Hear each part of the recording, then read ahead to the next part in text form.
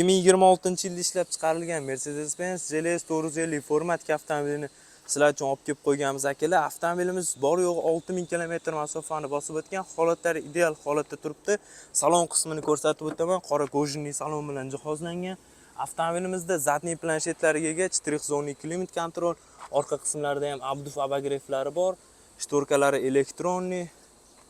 elektronli sidinalarga ega. Oldi qismiga keladigan bo'lsa, Maybach dizaynga ega rul, head-up display, touchpadlari bor, pnevma podveskalari bor avtomobilimizda. Past stakanchiklari isitish, sovutish funksiyalariga ega. Burmestr akustika sistemasiga ega avtomobilimiz. To'rali eshikda davutchiklari bor, 360 gradus kamera, silpovoy zona, beskulchovoy do'stlarga ega.